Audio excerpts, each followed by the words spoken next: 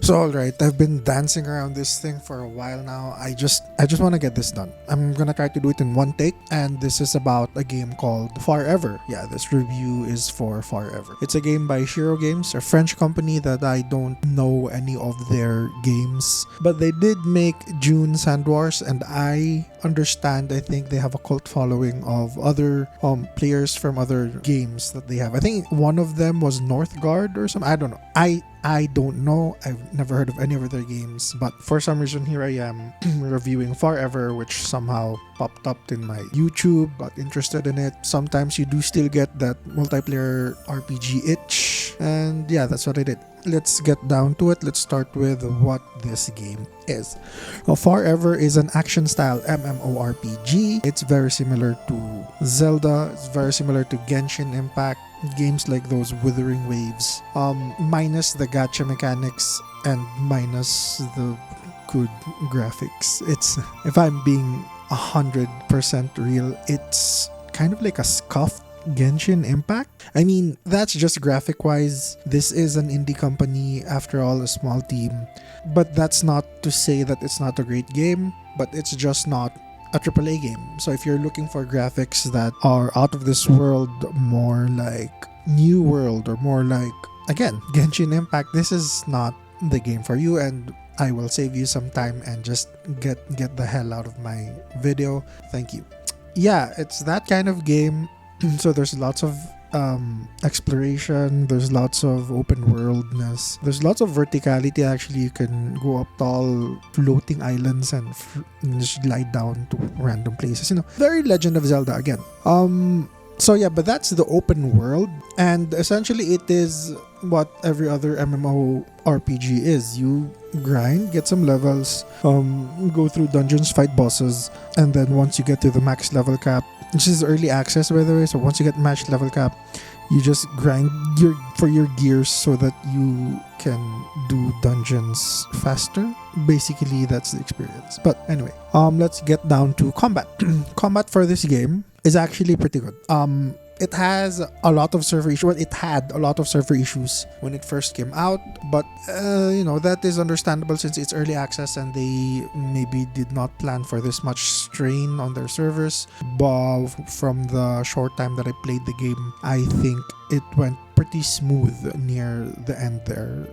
I couldn't feel any of the delays that there once was, and I think overall, at least from my experience, I'm from Southeast Asia, so I connect to a different server. I don't know the state of the NA servers. I think they're fine, but your experience might vary, so take that with a grain of salt. Anywho, gameplay combat is pretty good.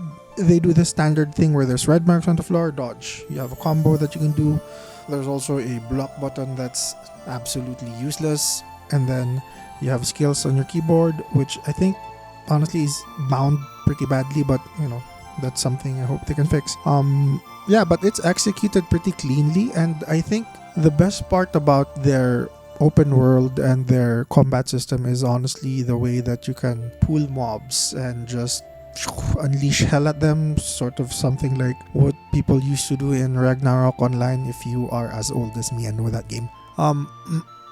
So yeah, if those kinds of mob grinding for some reason is very satisfying to an elder gamer like me. The combat mechanics are also kind of new to me, at least. I don't know, I haven't been playing too much games these days, but I still love games, hence me trying to make a video that this video took me 2 weeks to make. Anyway, no, not even a month, almost a month of in and out. I'm too busy. I'm 40 years old with 3 kids and a full-time job, trying to start a business, trying to make videos about stuff I like, but whatever. So anyway, where was I? Oh yeah, let's go back to the game, the combat system. So you have weapon is sword, axe, sword, blunt, and then there's a range weapons. I think that's it, and then shields. I played a rogue. You can play as a rogue, a priest, a warrior, and I think a mage, unless I'm speaking out of my ass. You can at least play the 3, I'm sure. Anyway, I chose the rogue because why not? I usually play long range classes in these games, but I wanted to try something more close range with high damage. So anyway, well, it's pretty unique in the way that swords are not all made equal. So if you look at the bar, the UI bar below me, on the right are my skills for my class. Those are my rogue skills. As you level, you gain new skills. You can swap, whatever, do what you want. And on the left, those are my weapon skills. So if I'm using a sword, I have sword skills that's specific to that sword. So it's not just sword skills in general, it's that specific sword that has skills that I can use. So if I pick up a different sword from a different boss, which is a different specific unique sword, I get different skills. So you can adjust your playstyle that way. It's very friendly to people who want to kind of theory craft and try their own build, see what build they would like to play as that's most comfortable for them or more fun for them. At the same time, let's be honest, this is an MMO, and if you participate in any kind of Discord or YouTube stuff about this game, you will end up playing the most optimal build you can find, and you're all going to look the same. But regardless, I played this without doing that. I want to just do my own thing. So you can mix and match. You can be a rogue that does range. You can be a rogue that does fast damage. You can be tanky. It's pretty diverse, and it's pretty fun to just try things around and see what happens. So yeah, gameplay is pretty cool. Progression is also not too bad. As I said, this is early access. Level cap was set at level 20. I don't know by the time you watch this video if it's still 20 or whatnot. So level cap was level 20, and I reached that I think in about 4 or 5 days, and I played around maybe 2 hours every day to hit the cap. And as someone, like I said, with not much free time, that just had an itch he wanted to scratch, that wasn't pretty bad. That wasn't pretty bad. I actually ran out of things to do fairly quickly, because once I reached the end level cap, you start grinding for your main weapon that you like, or you just look for weapons that are, or you try other weapons that you think you like, if you want to go that route. And then once you get all of them, that's about it. There's nothing left to do but run alts, max every other class. So if you're looking for something you can really sink 100 hours into, maybe not right now, maybe in the future, because right now there's only dungeons, the open world, and then questing in the open world, and that's about it. There's no PvP, there's no guilds. So if you want to find a group, you just go to Discord or just type in global chat. But I managed to finish all the content by myself. There are no group raid content yet. They plan to add group raid content, PvP content, guild versus guild, I think. Just a lot. It's gonna be a lot of promised features that might make this game more appealing in the future, right? But as of now, I can't really say it's all that. I think if you're looking for something to kill time, this costs about $15-$20 depending on where you're from. And if you have money to spare, that's not too much for a game you want to try out and just kill time with.